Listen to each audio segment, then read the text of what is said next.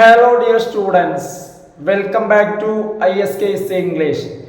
Okay dear students, നമ്മൾ ഇന്ന് discuss ചെയ്യുന്നത് റീഡിംഗ് ആൻഡ് റൈറ്റിംഗ് ഇംഗ്ലീഷ് എന്ന് പറയുന്ന പേപ്പറിലെ ഡെഫിനിറ്റ് ആർട്ടിക്കിൾ എന്നുള്ള നമ്മുടെ ലാസ്റ്റ് ക്ലാസ്സിന്റെ കണ്ടിന്യൂഷൻ ആണ്. നമ്മൾ ലാസ്റ്റ് ക്ലാസ്സിൽ നമ്മൾ ഡിസ്കസ് ചെയ്തത് യൂസസ് ആയിരുന്നു. നോക്കുക, ഇന്ന് നമ്മൾ ഡിസ്കസ് ചെയ്യുന്നത് omission of the definite article എന്നുള്ളതാണ്. അതായത് ഡെഫിനിറ്റ് ആർട്ടിക്കിൾ ഉപയോഗിക്കാതിരിക്കേണ്ടത് എവിടേക്കാണ് അത് ഉപയോഗിക്കാൻ പാടില്ലാത്തത് കേട്ടോ. അപ്പോൾ നോക്കുക, നമ്മൾ ഈ ക്ലാസ്സിൻ്റെ തുടക്കത്തിൽ ഞാനൊരു കാര്യം പറഞ്ഞിരുന്നു. അതായത് നമ്മളിപ്പോൾ ഈ സെക്കൻഡ് സെമ്മിന് ഇപ്പം ഞാൻ എടുത്തുകൊണ്ടിരിക്കുന്ന പേപ്പർ ഉണ്ടല്ലോ, റീഡിംഗ് ആൻഡ് റൈറ്റിംഗ് ഇംഗ്ലീഷ് എന്ന് പറയുന്ന ഇപ്പം ഈ പേപ്പർ, അതായത് ഈ പേപ്പർ കഴിഞ്ഞ വർഷം പഠിച്ച സ്റ്റുഡൻസിന് അവർക്ക് ഫസ്റ്റ് സെമ്മിന്, അതായത് നിങ്ങളെ മുൻപ് പഠിച്ച സ്റ്റുഡൻസ് അവർ ഏകദേശം ഇപ്പോൾ ഫോർത്ത് സെം ആയിട്ടുണ്ടാവും. അവർക്ക് ഫോർത്ത് അല്ലെങ്കിൽ തേർഡ് സെമ്മ് ഫോർത്തൊക്കെ ആയിട്ടുണ്ടായിരിക്കും. അതായത് 2023 അഡ്മിഷന്റെ പുസ്തകമാണിത് കേട്ടോ. അതായത് അവർക്ക് ഫസ്റ്റ് സെമ്മിന് പഠിക്കാണ്ടായിരുന്ന പുസ്തകമാണ്. അപ്പോൾ ആ പുസ്തകത്തിൽ നിന്നും ചില ബ്ലോക്കുകൾ, അതായത് അവർക്ക് പഠിക്കാണ്ടായിരുന്ന ഒന്നാമത്തെ ബ്ലോക്ക് നിങ്ങൾക്ക് പഠിക്കാനില്ല. അവർക്ക് പഠിക്കാനുള്ള രണ്ടാമത്തെ ബ്ലോക്ക് നിങ്ങൾക്ക് ഒന്നാമത്തെ ബ്ലോക്ക്. അതുപോലെ തന്നെ അവരുടെ മൂന്നാമത്തെ ബ്ലോക്ക് ഗ്രാമറാണ്. ആ മൂന്നാമത്തെ ബ്ലോക്ക് 8 യൂണിറ്റ് വരുന്നുണ്ട്. അപ്പോൾ ആ 8 യൂണിറ്റ് വരുന്ന മൂന്നാമത്തെ ബ്ലോക്കിനെ 2 ഡിവൈഡ് ചെയ്തിട്ട് നിങ്ങൾക്ക് പഠിക്കാനുള്ള രണ്ടാമത്തെ ബ്ലോക്കും മൂന്നാമത്തെ ബ്ലോക്കും, പിന്നെ അവർക്ക് പഠിക്കാനുള്ള ലാസ്റ്റ് ബ്ലോക്ക് 6ാമത്തെ ബ്ലോക്ക്, അതാണ് നിങ്ങൾക്ക് പഠിക്കാനുള്ള 4ാമത്തെ ബ്ലോക്ക്. അപ്പോൾ എന്താണെന്ന് വെച്ച് കഴിഞ്ഞാൽ ഇവിടെ നിങ്ങൾക്ക് ഒന്നാമത്തെ ബ്ലോക്ക് എന്ത് ചെയ്യണ്ട, നിങ്ങൾക്ക് പഠിക്കണ്ട. ഒന്നാമത്തെ ബ്ലോക്ക് അവർക്ക് പഠിക്കാനുള്ള ഒന്നാമത്തെ ബ്ലോക്ക് നിങ്ങൾക്ക് പഠിക്കേണ്ട കാര്യമില്ല. അതുപോലെ തന്നെ 4ഉം 5ഉം ബ്ലോക്ക് പഠിക്കാം, 6 മാത്രം പഠിച്ചാൽ മതി കേട്ടോ. അപ്പോൾ നിങ്ങൾക്ക് പഠിക്കേണ്ട ആ ഒരു ചാപ്റ്റേഴ്സ് അത് മാത്രം സെലക്ട് ചെയ്തിട്ട് ആ സിലബസ് നോക്കിയിട്ട് അതിലുള്ള ഭാഗം സെലക്ട് ചെയ്തിട്ടാണ് ഇപ്പോൾ ഞാൻ ഈ ക്ലാസ് എടുക്കുന്നത്. നോക്കുക, അപ്പോൾ എന്താണെന്ന് വെച്ച് കഴിഞ്ഞാൽ അപ്പോൾ ഈ ഒരു ഭാഗം മാത്രം ഇപ്പം ഈ ഒരു reading and writing English second sem എന്ന് പറഞ്ഞിട്ടുള്ള പ്ലേലിസ്റ്റ് ഉണ്ട്. ആ പ്ലേലിസ്റ്റിൽ നിങ്ങളുടെ ഒന്നാമത്തെ ബ്ലോക്ക് ഞാൻ ഓൾറെഡി അപ്ലോഡ് ചെയ്തിട്ടുണ്ട്. ഇപ്പം നമ്മൾ എടുത്തുകൊണ്ടിരിക്കുന്നത് 2ാമത്തെ ബ്ലോക്കാണ്. കാരണം ഒന്നാമത്തെ ബ്ലോക്ക് അതിൽ ഓൾറെഡി ഞാൻ എന്ത് ചെയ്തിട്ടുണ്ട്, അതിൽ അപ്ലോഡഡാണ്. കാരണം ഞാൻ മുൻപ് അത് എടുത്തിട്ടുണ്ട്. കാരണം അതിൽ ഒരു മാറ്റമില്ല, ആ സെയിം ചാപ്റ്റേഴ്സ് തന്നെയാണ്, ഒരു മാറ്റമില്ല. സെയിം ചാപ്റ്റേഴ്സ് അതേപോലെ സെക്കൻഡ് സെമ്മൊക്കെ കൊണ്ടുവന്നിരിക്കുകയാണ് കേട്ടോ. നോക്കാം, നമ്മൾ ഇന്ന് omission of the definite article എന്നുള്ള ഡെഫിനിറ്റ് ആർട്ടിക്കിളിന്റെ ഒമിഷൻ കേട്ടോ. അപ്പൊ നമ്മൾ നേരെ ടോപ്പിക്കിലേക്ക് പോവാം. നോക്കൂ, ഒന്നാമത്തേത് എവിടെയാണ് ആദ്യമായിട്ട് ഫസ്റ്റ് ആയിട്ട് ഒഴിവാക്കേണ്ട കാര്യം പറയുന്നത് ഏതാന്ന് വെച്ച് കഴിഞ്ഞാല്, ഒന്നാമത്തേത് പറയുന്നത് before the names of A single mountain, peak, island. 3 കാര്യങ്ങളാണ് പറയുന്നത്. അതായത് ഒന്നാമത്തേത് name of A single mountain, അതായത് നമ്മൾ പർവ്വത നിരകളുടെ പേര് പറയുമ്പോൾ എന്ത് ചെയ്യണം, ഡാം ഉപയോഗിക്കണം. പർവ്വത നിര പറയുമ്പോൾ ഉപയോഗിക്കണം. എന്നാൽ സിംഗിൾ മൗണ്ടെയിൻ, അതായത് ഒരൊറ്റ പർവ്വതത്തിന്റെ പേര് പറയുകയാണെങ്കിൽ എന്ത് ചെയ്യണ്ട, ഉപയോഗിക്കണ്ട. അതുപോലെ തന്നെ പീക്ക്, ഒരൊറ്റ കൊടുമുടിയുടെ പേര്. അതുപോലെ തന്നെ ഐലാൻഡ്, ഒരൊറ്റ ദ്വീപിന്റെ പേര്, ഒരൊറ്റ ദ്വീപ്. കാരണം നമ്മൾ ഒരു ദ്വീപ സമൂഹമാണെങ്കിൽ ഉപയോഗിക്കണം, ഒരൊറ്റ ദ്വീപാണെങ്കിൽ ഉപയോഗിക്കേണ്ട. എക്സാമ്പിൾസ് നോക്കൂ, ശ്രീലങ്ക എന്നുള്ളത് ഒരൊറ്റ ദ്വീപിന്റെ പേരാണ്, ദ ശ്രീലങ്ക എന്ന് പറയില്ല. അതുപോലെ തന്നെ എവറസ്റ്റ് എന്ന് പറയുമ്പോൾ നമ്മൾ ഉപയോഗിക്കേണ്ട, ദ എവറസ്റ്റ് എന്ന് പറയില്ല. കാരണം അതേപോലെ തന്നെ നന്ദാദേവിയും അതുപോലെ തന്നെ നംഗപർവ്വതമൊക്കെ ഒരൊറ്റ മൗണ്ടെയിന്റെ പേരാണ്. അതായത് അപ്പൊ ഇത്തരത്തില് ഒരൊറ്റ ദ്വീപിന്റെയോ അതുപോലെ തന്നെ മൗണ്ടെയിന്റെയോ ഐലാൻഡിന്റെ ഒക്കെ പേര് പറയുകയാണെങ്കിൽ ഡെഫിനിറ്റ് ആർട്ടിക്കിൾ ഉപയോഗിക്കണ്ട. പിന്നെ നെയിംസ് ഓഫ് പ്ലേസസ്, സ്ഥലങ്ങളുടെ പേര്, ഇത് നമുക്ക് അറിയുന്ന കാര്യമാണ്. എക്സാമ്പിൾസ് ഇന്ത്യ, ദ ഇന്ത്യ എന്ന് നമ്മൾ പറയണ്ട, ഇന്ത്യ. അതുപോലെ തന്നെ മാംഗ്ലൂർ രാജസ്ഥാൻ, ഇന്ത്യ മാംഗ്ലൂർ രാജസ്ഥാൻ, ഇതുപോലുള്ള സ്ഥലങ്ങളുടെ പേര് പറയുമ്പോൾ നമ്മൾ എന്ത് ചെയ്യണ്ട, ഉപയോഗിക്കണ്ട.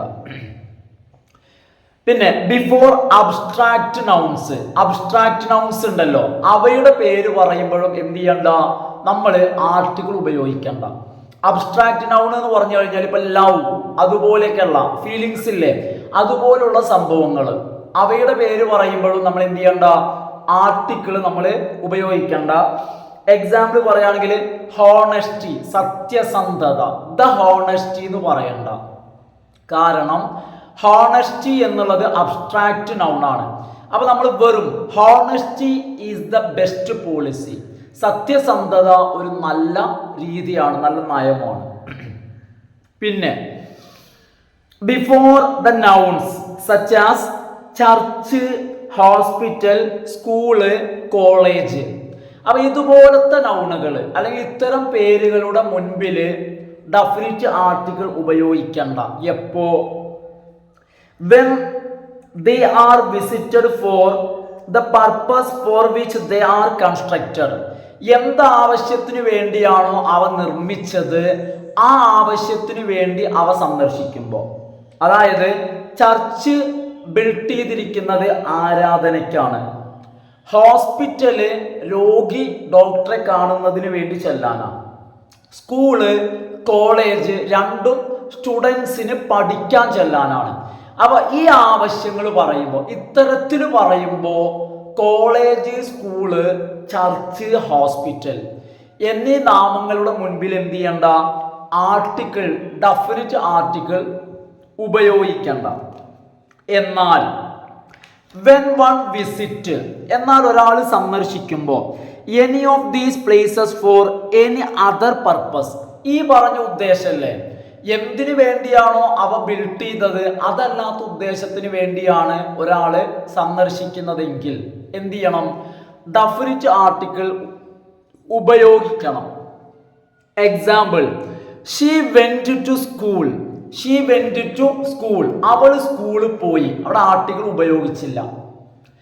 ആർട്ടിക്കിൾ ഉപയോഗിക്കാതെ ഷീ വെന്റ് ടു സ്കൂൾ എന്ന് പറഞ്ഞാൽ അതിനർത്ഥം അവൾ സ്കൂളിൽ പഠിക്കാൻ പോയി എന്നാ.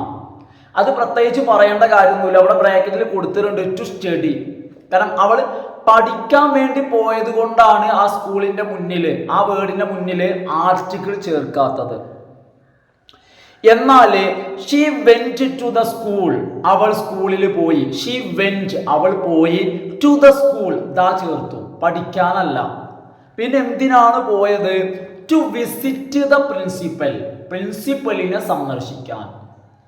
She went to the school to visit principal. അവ പ്രിൻസിപ്പലിനെ കാണാൻ വേണ്ടി പോയതാണെങ്കിൽ she went to school to visit principal എന്ന് പറയാൻ പറ്റില്ല, അവിടെ നമ്മൾ ദാ ചേർക്കണം കേട്ടോ. സ്കൂള് എന്ന് പറയുമ്പോൾ പഠിക്കാനാണ്, അതല്ലാത്ത പർപ്പസിന് പോയതാണെങ്കിൽ എന്ത് ചെയ്യണം, പോവാണെങ്കിൽ ദാ ചേർക്കണം. അടുത്ത example he went to the hospital to meet mister Rajeev, ഡോക്ടറെ കാണാനല്ല. ഹോസ്പിറ്റലിൽ പോയത് he went to the hospital, ഡോക്ടറെ കാണാനല്ല. പിന്നെയോ ടു മീറ്റ് മിസ്റ്റർ രാജീവ്, രാജീവിനെ കാണാനാ. അപ്പൊ നമ്മൾ ദാ ചേർക്കണം, കാരണം രാജീവ് ഡോക്ടർ ആവില്ല, അയാളെ സുഹൃത്തോ മറ്റോ ആയിരിക്കണം.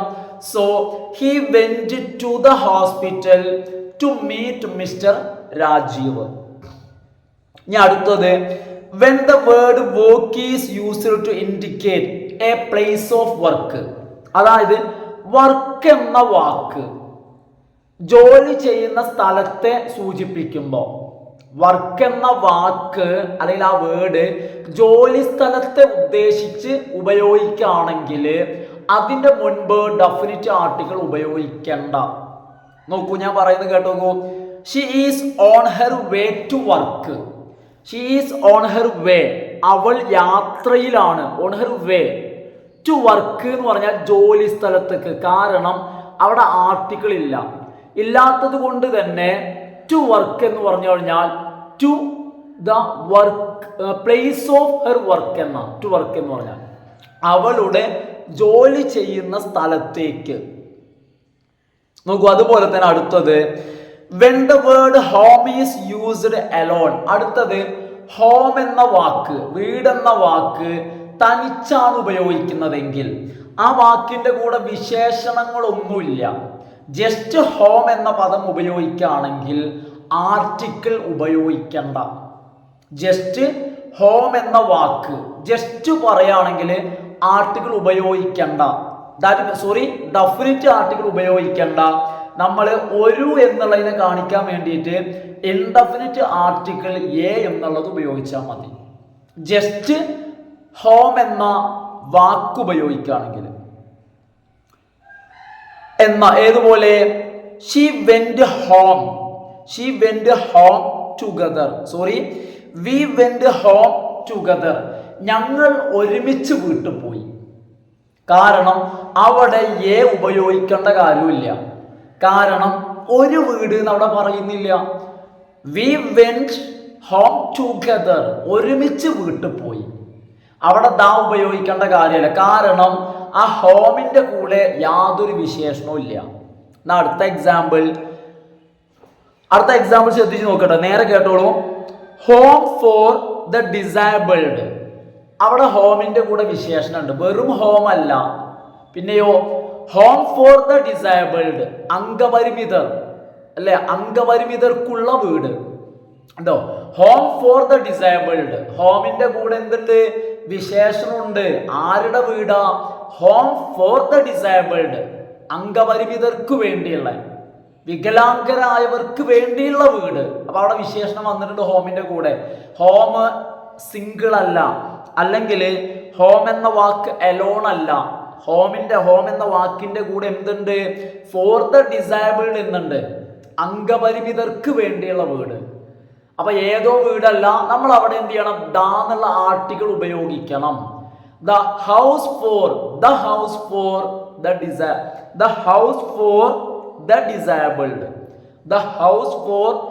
ഡിസേബിൾഡ്, അംഗപരിമിതർക്ക് വേണ്ടിയുള്ള വീട്. ഇനി when a person speaks about his or her own town. ഇനി ഒരാള് ആ വ്യക്തിയുടെ ടൗണ്, അയാളുടെ നേറ്റീവ് ടൗൺ ഉണ്ടാവില്ലേ, അത് പറയുകയാണെങ്കിൽ എന്ത് ചെയ്യണ്ട? Article ഉപയോഗിക്കണ്ട. when a person speaks about his or her own town, example, we are going to town to buy some vegetables വാങ്ങാൻ ടൗണിലേക്ക് പോവാണ്. കാരണം ഒരു വ്യക്തി അയാളുടെ ടൗണ് അല്ലെങ്കിൽ അവളുടെ ടൗൺ എന്ന് വെച്ച് കഴിഞ്ഞാൽ അവരുടെ ഏറ്റവും നിയർ ബൈ ആയിട്ടുള്ള, ഏറ്റവും അടുത്തുള്ള ടൗണ്. നമ്മുടെ സിറ്റി എന്ന് പറയില്ല, നമ്മുടെ ടൗണ്. അങ്ങനെ പറയുകയാണെങ്കിൽ നമ്മുടെ ടൗണിക്ക് ഞാൻ ടൗൺ വരെ പോകാൻ അറിയില്ല, അങ്ങനെ പറയുകയാണെങ്കിൽ ആർട്ടിക്കിള് ഉപയോഗിക്കണ്ട. ഇനി ബിഫോർ സർട്ടൻ ഇഡിയോമാറ്റിക് എക്സ്പ്രഷൻസ്. ഇനി ചില എക്സ്പ്രഷൻസ് ഉണ്ടായിരിക്കും. ഏതുപോലുള്ള expressions? Like at sea, at noon, at night, on foot, by hand. ഇതൊക്കെ ചില ഫ്രേസുകളാണ്, ചില എക്സ്പ്രഷൻസ് ആണ്, ചില രീതികളാണ്. ഏത്? At noon, at sea, at night, on foot. അപ്പൊ ഇവിടെ വന്നിരിക്കുന്ന നൗണിന് മുൻപിൽ ദ എന്ന ആർട്ടിക്കിള് ഇടയ്ക്കേറ്റിട്ട് ഉപയോഗിക്കണ്ട, അത് ഉപയോഗിക്കണ്ട. അറ്റ് ദ സീ വേണ്ട, അറ്റ് സീ. ശ്രദ്ധിക്കുക, at sea, at noon, at night, on foot അല്ലെ, നടന്നു പോവാണെങ്കിൽ അപ്പൊ ഓൺ ദ ഫുട്ട് എന്ന് പറയണ്ട, ഓൺ ഫുട്ട്. അയാള് കാൽനടയായിട്ടാണ് വീട്ടിൽ പോകുന്നത്, ഓൺ ദ ഫുട്ട് വേണ്ട, ഓൺ ഫുട്ട് അങ്ങനെയാണ് ഉപയോഗിക്കേണ്ടത്. അടുത്തത് the definite article the is not used before institutions. സ്ഥാപനങ്ങളില്ലേ, ആ സ്ഥാപനങ്ങളുടെ പേരിന് മുൻപിൽ ദ ഉപയോഗിക്കണ്ട. എങ്ങനത്തെ സ്ഥാപനങ്ങള്? That are named after places or persons. അതായത് ആ ഇൻസ്റ്റിറ്റ്യൂഷന്റെ പേരിന്റെ കൂടെ എന്തുണ്ടായിരിക്കും? വ്യക്തിയുടെ പേര് അല്ലെങ്കിൽ സ്ഥലത്തിന്റെ പേര് ചേർന്ന് വരും. വ്യക്തിയുടെ പേര് അല്ലെങ്കിൽ സ്ഥലത്തിന്റെ പേര്. ഇപ്പൊ എക്സാമ്പിൾ പറയാന്ന് വെച്ച് കഴിഞ്ഞാല് കാംബ്രിഡ്ജ് യൂണിവേഴ്സിറ്റി, സ്ഥലത്തിന്റെ പേര് കാംബ്രിഡ്ജ്. അതുപോലെ തന്നെ ഓക്സ്ഫോർഡ് യൂണിവേഴ്സിറ്റി, കേരള യൂണിവേഴ്സിറ്റി, ഇതുപോലെ വരികയാണെങ്കിൽ, അതായത് ഇൻസ്റ്റിറ്റ്യൂഷൻ സ്ഥാപനത്തിന്റെ കൂടെ സ്ഥലത്തിന്റെ പേര് ചേർന്ന് വരുമ്പോൾ നമ്മൾ ഡെഫിനിറ്റ് ആർട്ടിക്കിൾ ദ ഉപയോഗിക്കൂല. എന്നാൽ ചെറിയൊരു change, but if the term university is followed by a name of a place, എന്നാൽ യൂണിവേഴ്സിറ്റി കഴിഞ്ഞിട്ട് യൂണിവേഴ്സിറ്റി പറഞ്ഞ് അതിന് ശേഷമാണ് സ്ഥലത്തിന്റെ പേര് വരുന്നതെന്ന് വെക്കുക. അങ്ങനെയാണെങ്കിൽ എന്ത് ചെയ്യണം? ദാ ഉപയോഗിക്കും വേണം.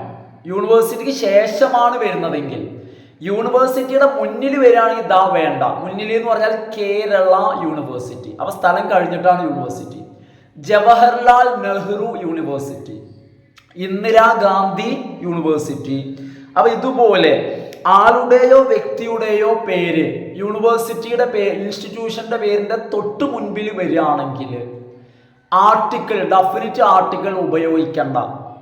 എന്ന പേര് കഴിഞ്ഞിട്ടാണെങ്കിൽ ഉപയോഗിക്കണം. ഏതുപോലെ? യൂണിവേഴ്സിറ്റി എന്നുള്ള കഴിഞ്ഞിട്ടാണ് പേര് വരുന്നതെങ്കിൽ. Example, the university of Kerala. കണ്ടോ, യൂണിവേഴ്സിറ്റി കഴിഞ്ഞിട്ട്, അപ്പൊ ദാ പറയണം, ദ യൂണിവേഴ്സിറ്റി ഓഫ് കേരള. അതുപോലെ തന്നെ university of Cambridge, Cambridge university ആണെങ്കിൽ ദാ വേണ്ട. യൂണിവേഴ്സിറ്റി ഓഫ് കാംബ്രിഡ്ജ് ആണെങ്കിൽ ദാ ചേർക്കണം. അപ്പൊ ഇത്രയാണ് ആർട്ടിക്കിള് നമ്മൾ ഒമിറ്റ് ചെയ്യേണ്ടത്, നമ്മൾ അവോയ്ഡ് ചെയ്യേണ്ടത്. That is the omission of അല്ലെ, നമ്മുടെ ചാപ്റ്ററിന്റെ പേരാണ് കേട്ടോ, നമ്മുടെ യൂണിറ്റിന്റെ പേരാണ് എന്ത്? Omission of the definite article. Omission of the definite article, അതാണ് നമ്മളുടെ ടോപ്പിക്കിന്റെ പേര് കേട്ടോ, ഒമിഷൻ ഓഫ് ഡെഫിനിറ്റ് ആർട്ടിക്കിൾ കേട്ടോ, ദ എന്നുള്ളത്. അപ്പൊ ഓക്കെ ഫ്രണ്ട്സ്, നമ്മുടെ വീഡിയോ ഞാനിവിടെ വൈൻഡ് അപ്പ് ചെയ്യാണ് കേട്ടോ. അതായത് ഇത്ര മാത്രമേ നമ്മൾ ഇന്നത്തെ വീഡിയോയിൽ നമ്മൾ ഡിസ്കസ് ചെയ്യുന്നുള്ളൂ കേട്ടോ.